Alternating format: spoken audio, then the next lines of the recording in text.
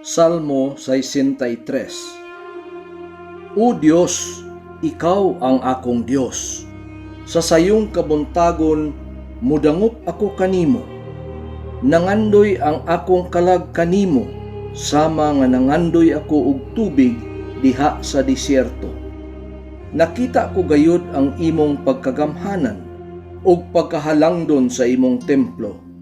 Dayigon ko ikaw tungod kay ang imong gugma mas bililhon pa kaysa kinabuhi. Pasalamatan ko ikaw samtang may kinabuhi pa ako. Ibayaw ko ang akong mga kamot sa pag-ampo kanimo. Matagbaw ako sama sa tao nga nabusog pag-ayo sa kumbira. Ug magadayeg ako kanimo nga nagahugyaw sa kalipay. Samtang nagahigda ako, gihinumduman ko ikaw sa tibuok gabii na malandong ako kanimo, kay ikaw ang nagatabang kanako. Maghugyaw ako sa kalipay ilalom sa imong pagpanalipod. Nagasalig ako kanimo o gikuptan mo ako aron dili ako maunsa.